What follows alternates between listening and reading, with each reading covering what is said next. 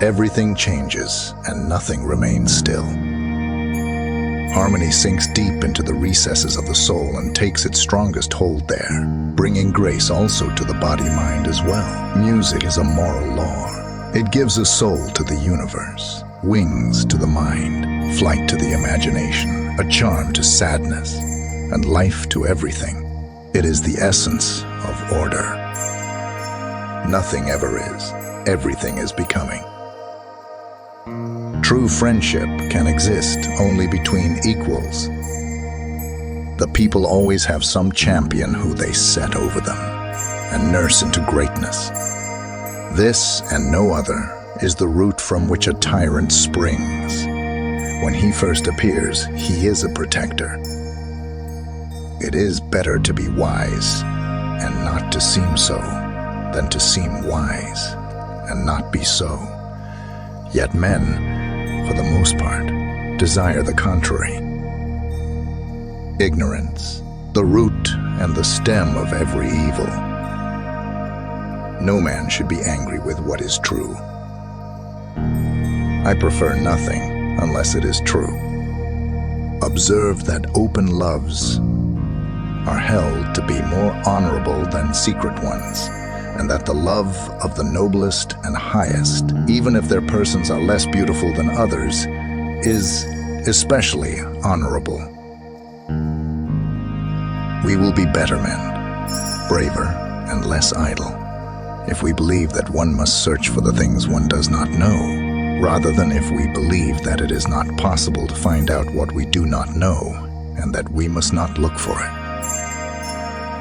Come then, and let us pass a leisure hour in storytelling, and our story shall be the education of our heroes. Music, then, is simply the result of the effects of love on rhythm and harmony. True opinions are a fine thing and do all sorts of good, so long as they stay in their place. But they will not stay long. They run away from a man's mind, so they are not worth much until you tether them by working out the reason. Once they are tied down, they become knowledge and are stable. Love is simply the name for the desire and pursuit of the whole. Many men are loved by their enemies and hated by their friends, and other friends are the enemies and the enemies of their friends. Music gives a soul to the universe. A sensible man will remember that the eyes may be confused in two ways, by a change from light to darkness or from darkness to light, and he will recognize that the same thing happens to the soul. Kindness, which is bestowed on the good, is never lost. To love rightly is to love what is orderly and beautiful in an educated and disciplined way. All loves should be simply stepping stones to the love of God. So it was with me, and blessed be his name for his great goodness and mercy. Love is a madness produced by an unsatisfiable, rational desire to understand the ultimate truth about the world. To do wrong is the greatest of evils. Honesty is for the most part less profitable than dishonesty. Love consists in feeling the sacred one beating inside the loved one.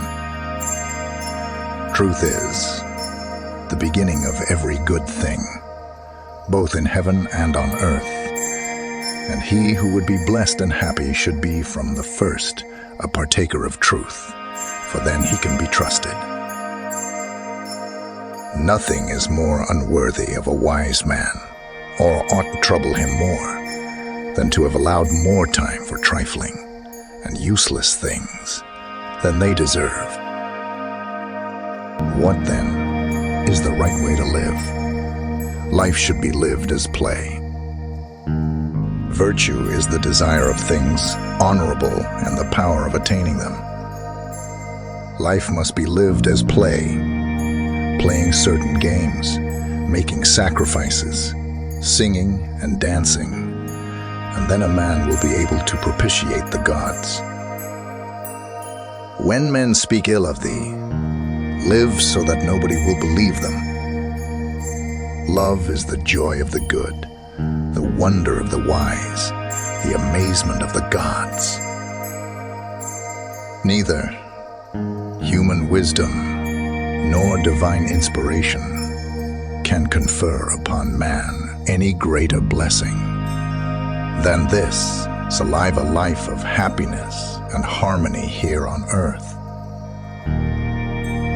Love is of something, and that which love desires is not that which love is or has.